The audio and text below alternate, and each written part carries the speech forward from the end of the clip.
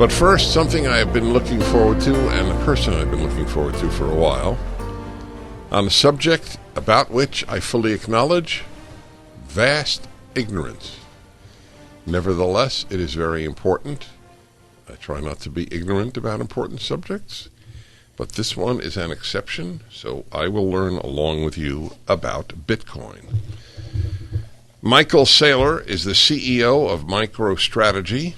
He is the founder of the Saylor Academy, about which we'll hear something, and a leading authority on Bitcoin. Michael Saylor, I deeply appreciate you coming on the Dennis Prager Show.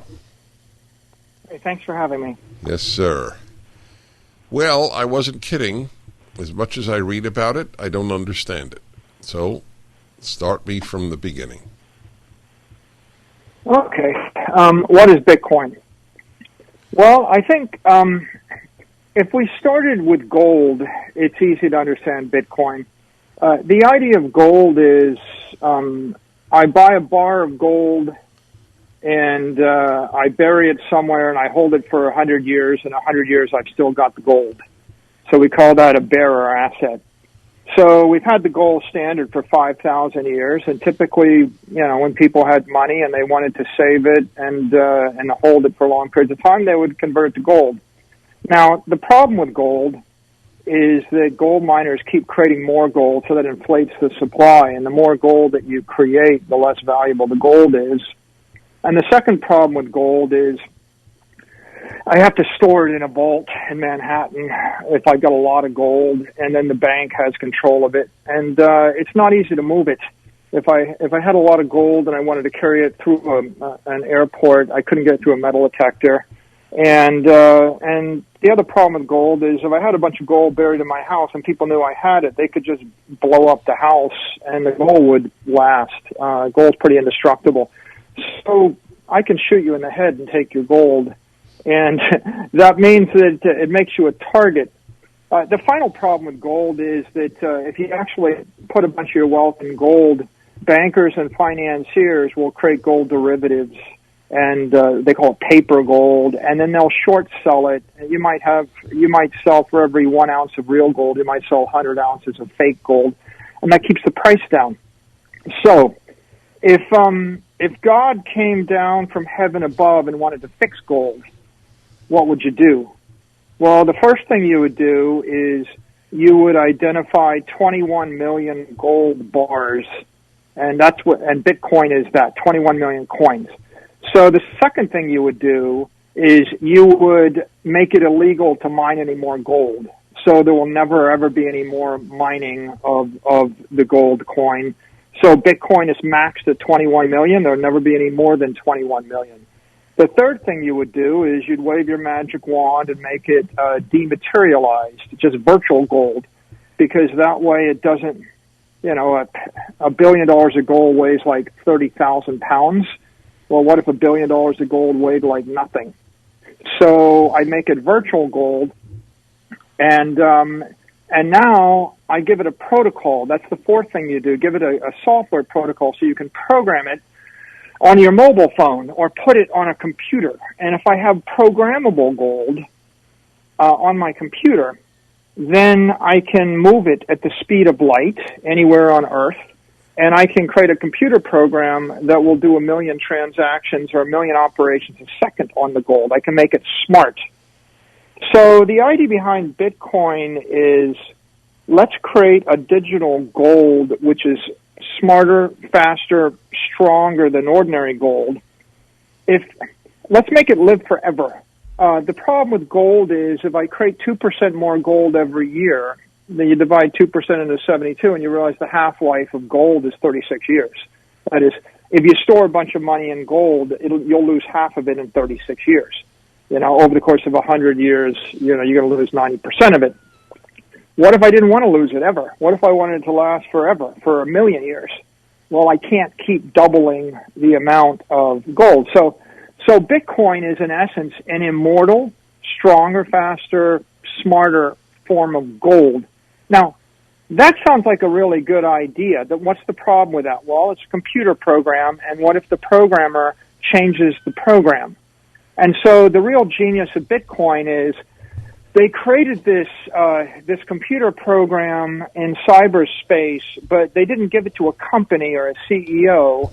They decentralized it and they scattered it like a life form, like planting algae or something, and just letting it spread throughout everywhere else on Earth. So Bitcoin runs identically on tens of thousands of computers. Nobody controls them. Nobody can even figure out where they are. They're all talking to each other. And so there's no CEO to screw it up. There's no company to screw it up. There's no bank to seize it.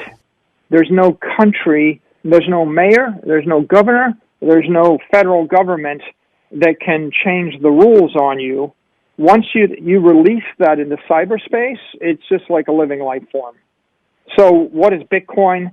Well, Bitcoin is digital gold on an open, decentralized monetary network which has very particular rules, but no rulers.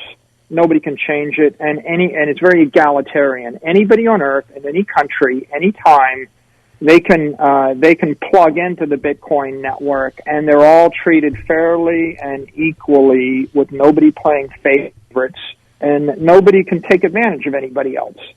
So that's what Bitcoin is. It's a very fair, open, digital monetary network. Okay, I have a lot of questions. That was wonderful, Lloyd. Thank you. If there is a terror attack or the grid goes down or there's a terrible earthquake where I live in California and I need to barter or buy food, if I want to offer somebody who has food gold or Bitcoin, which would they take?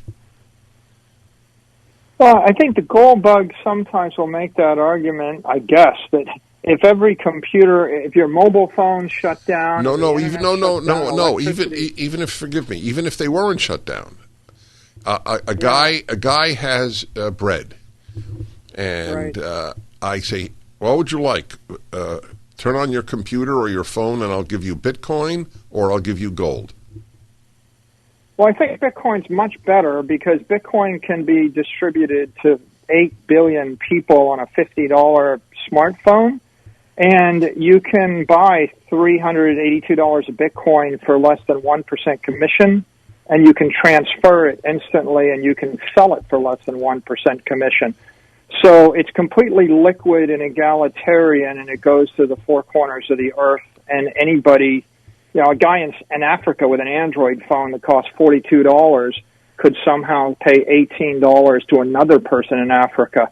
Whereas if you think about gold in a quantity less than a couple of $100,000, it trades with a markup of 40%. I mean, you have to pay a 40%, 50% commission, wait 6 weeks to order gold coins. And if you wanted to sell your gold coins back and monetize them, like these guys they'll buy your gold at $60 and they'll sell it to you at $90 a coin, and there's 4 weeks delay. So the overhead, I mean, there's no way that the world is going back to gold coins or silver coins because you can't cut them in half, and you can't ship them, and you can't give them to 5 billion people, and it costs 40% markup. So in theory, you like the idea of having a coin, but so how are you going to buy $8.72 worth of stuff with a 1 ounce gold coin that costs you $2,100? What are you going to do? Practically speaking. Right. So for the layperson like me, at least with gold, and gold is not the issue, but obviously you've raised it, and it's fine. I have something that exists. I have something physical. I don't think people could wrap their heads around. I can't fully. I own nothing but something on my phone. I own. Yeah. Let me take a different approach. Let's talk about if I wanted to give music to 5 billion people, and my choice was Amazon Music or Spotify streaming for $9 a month, or ship you a Steinway grand piano. Yeah, it's pretty obvious. I can't ship a piano with a piano player to 5 billion people. All right, I hear you. Please hold on. This is you're invaluable. Michael Saylor, thank you. We'll be back.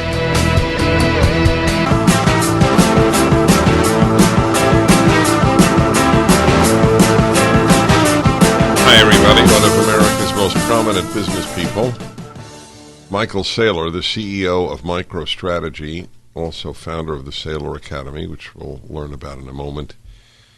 We're talking about Bitcoin and having it explained. Who came up with this idea? Unless you want to continue your Steinway Spotify analogy. Yeah, let me just quickly resolve that. What we want to do is we want to give music to billions of people, so we dematerialize it, make it digital, we make it run on a mobile phone, and we put it on a streaming protocol. If you want to spread your ideas to people, right, you put them on the radio waves because everybody can't show up in person, right? The physicality of you giving a speech in person is going to be too expensive. If I wanted to give knowledge to billions of people, I can't do it with books or libraries. That's too expensive. So I upload them digitally to Google, and I make them available for free, and you just get an iPad, you download 100,000 different books for the cost of electricity. And so the challenge of Bitcoin is, how do I give property rights to billions of people? Property rights meaning, somebody in Africa, Asia, South America, they work, they make $500, but how do they keep it for a decade? If they invest it in Nigerian currency or Zimbabwe dollars or the bolivar or the peso, that currency is going to go to zero.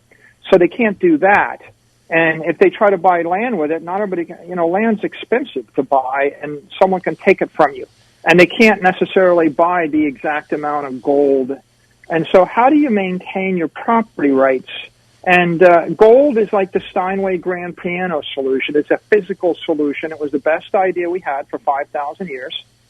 And Bitcoin is the technical solution, dematerialized property that you can carry in the palm of your hand or put in your head. And the advantage of dematerialized property is you can have any amount of that property and nobody can take it away from you. And if you want to give it to your grandson or granddaughter, or you want to send it halfway around the world, you can do it. You can't mail your ranch in California halfway around the world. You can't move a building in Manhattan halfway around the world. You can't move bars of gold around the world. And so you can't move shares of stock. And of course, there's 8 billion people on the planet. Not many people can buy stock to save their life savings or preserve their wealth. So Bitcoin running on a cheap smartphone is the most egalitarian idea we've come up with to allow everybody on Earth an instrument of economic empowerment. So that's why it's important. I mean, if you were rich and affluent, you could have a library, a piano, or a bar of gold. But it's just not going to work for the middle class, and it's not going to work in developing world. Our best hope is to dematerialize that virtuous thing and put it on a digital network and deploy it to somebody's $50 Android phone.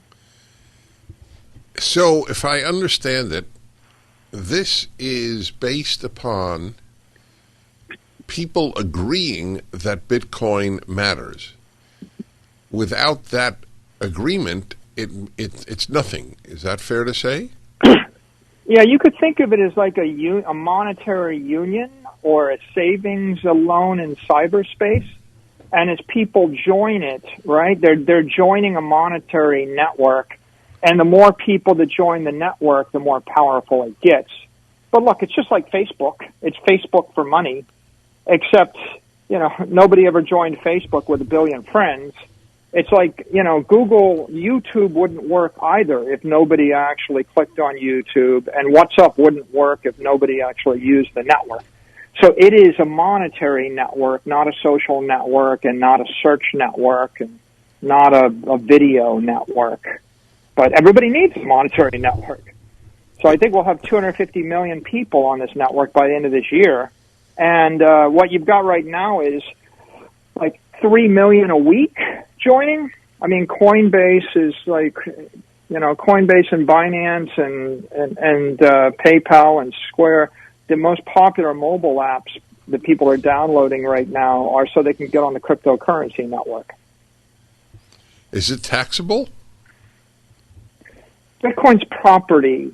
So the way to think of it is it's tax-like property. If you buy it for $1,000 and it doubles in value, if you sell it, you'll owe capital gains tax. And if you transfer it, you'll owe capital gains tax, just like if you bought a house or stock or any other asset.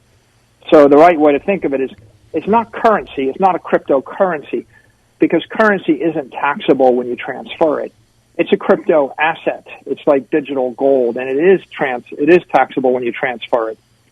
So the right thing to do, of course, is don't ever transfer it and don't ever sell it. Buy it because it's going up in value over time. And if you ever need additional money, what you do is you finance it, like taking out a home equity loan.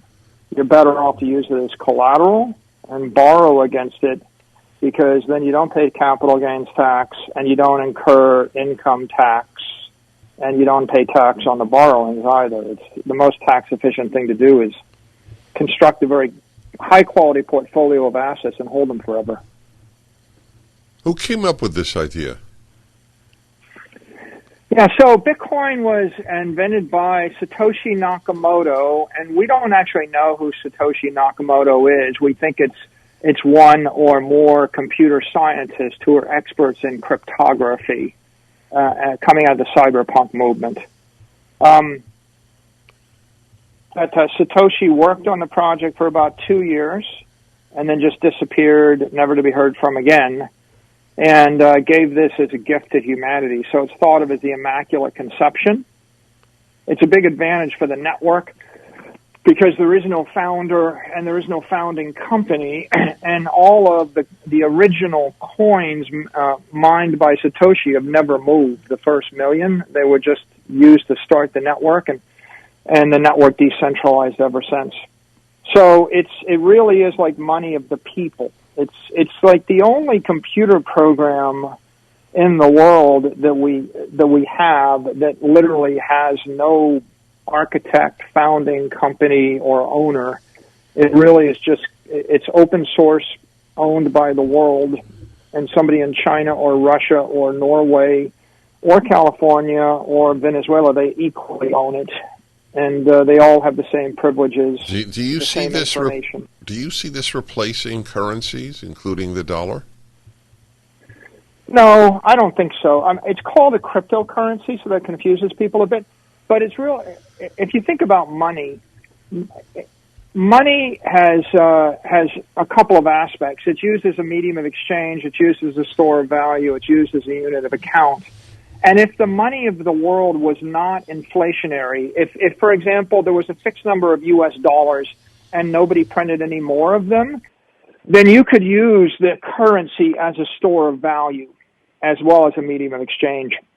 That would be perfect money. But we've never really had that, not since the gold standard, and we got off the gold standard in 1914. So in an inflationary environment, money decomposes into a currency and into an assets component. The currency component is the U.S. dollar. The U.S. dollar is the world's reserve currency. All right. I don't know if you could stay on. I hope you can. I want to hear about your academy. I'm speaking with Michael Saylor, MicroStrategy.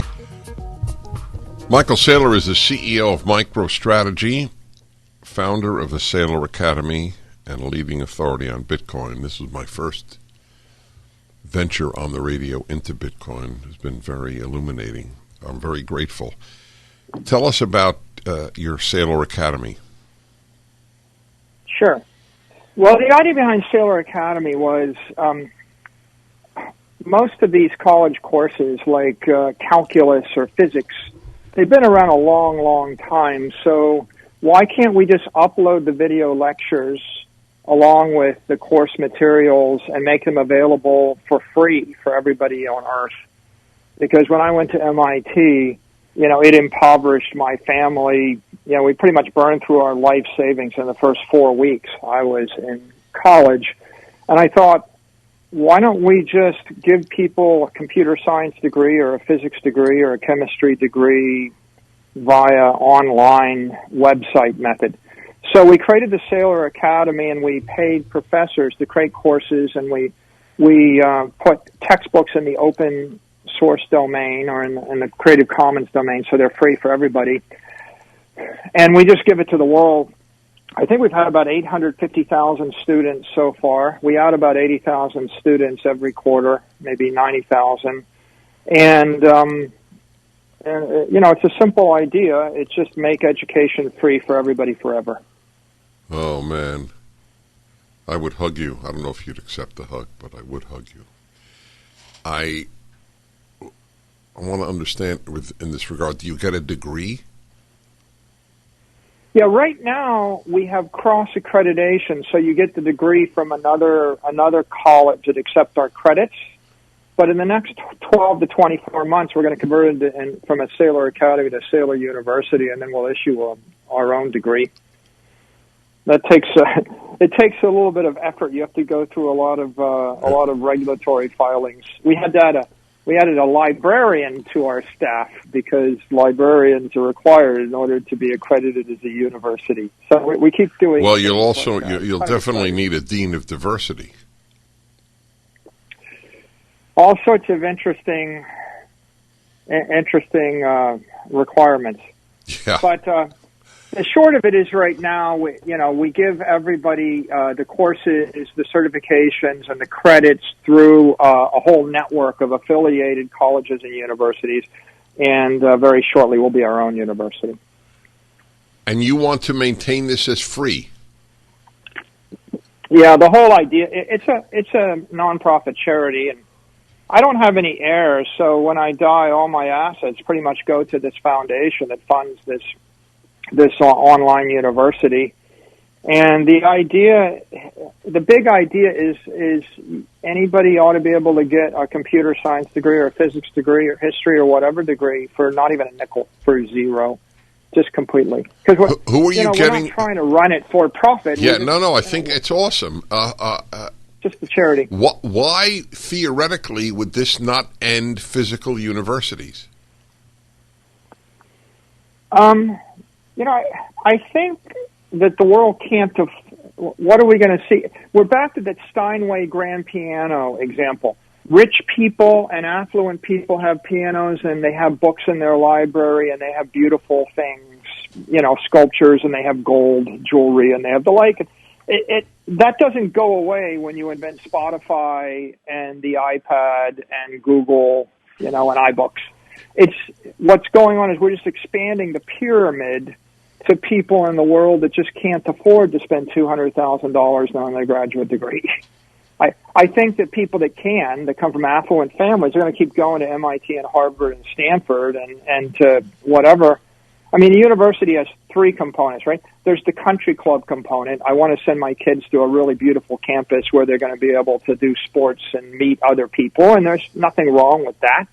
And then there's the education component. They're going to learn something, and that you can learn something online via streaming video and computer much better for about you can't learn ballet or golf maybe, or physical things, but computer science you could definitely learn online without. How do people find out information about your academy? Sailor.org, SAYLOR.org. It's just right there. It's free. I hope we speak again. I think that this is incredibly important, what you're doing. Thanks. Yeah, we welcome everybody. Anybody can come. So if anybody wants more information on Sailor Academy, go to Sailor.org. If you want information on Bitcoin, go to Hope, HOPE. Bitcoin is Hope. We've dedicated that domain to information on Bitcoin. Excellent. Thank you again so much, Michael Saylor. It's a visionary.